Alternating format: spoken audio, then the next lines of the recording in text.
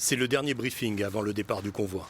76 véhicules d'approvisionnement et de protection vont rallier une base française dans le nord de l'Azawad. Concentrés, les soldats écoutent les intervenants qui résument les difficultés du trajet dans le désert et l'état d'esprit des groupes armés qui veulent les empêcher de passer. L'objectif est donc de créer une brèche dans notre dispositif. Ils effectuent des tirs indirects avec des mortiers et enfin ils viennent au contact direct avec des motos et donc tir d'Aélie sur nos positions. Le sergent Saveria prépare son convoi. Elle a répété les procédures en France avant d'arriver au Mali pour 4 mois de mission. Elle ne laisse aucune place à l'improvisation. Il n'y a rien qui me surprend, ça fait 3 fois que je le fais et on est entraîné pour et du coup il n'y a pas de surprise. Les véhicules blindés sont approvisionnés en eau, en nourriture, en armement et en pièces détachées pour affronter tout type de panne qui mettrait tous les militaires en danger. On a tous les différents pneus de tous les véhicules présents sur le convoi. Pendant 6 mois en fait on est préparé à faire ce qu'on va faire ici en tant que réhors-sol dès qu'on voit. Tout est fait en exercice avant d'arriver ici. Au même moment, les transmetteurs mettent en place les outils de communication sur les véhicules.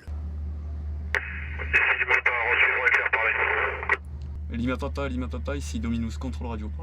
C'est une question de position stratégique pour évaluer où sont tels pions sur le terrain. Et ça permet d'être en tout temps et tout lieu disponible et de faire des remontées de position directement au centre opérationnel. L'objectif, c'est de rester en contact avec un appui aérien en cas de combat trop compliqué à gérer au sol. Je suis radiotireur, donc j'utilise la radio et également je suis censé utiliser le système top.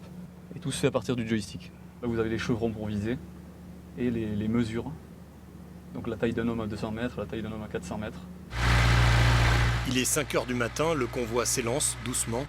Avec les espacements entre les véhicules, la colonne fera plus de 15 km de long et mettra 5 jours pour parcourir 300 km.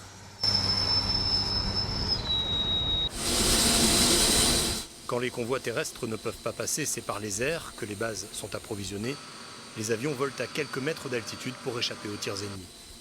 Dans ces zones très reculées du Mali, l'approvisionnement est un casse-tête pour la force Barkhane. Il faut livrer coûte que coûte la nourriture, mais aussi les armes aux forces disséminées un petit peu partout dans le pays. Et pour cela, les avions atterrissent directement dans le sable, au milieu du désert.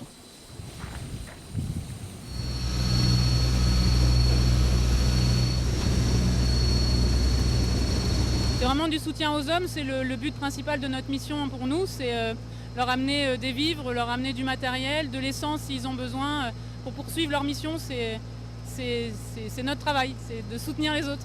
Tout est prêt pour larguer 3 tonnes de nourriture sur un camp français à la frontière nigérienne. Le Transal de l'armée de l'air ralentit, puis se cabre légèrement. La charge tombe. Les parachutes s'ouvrent.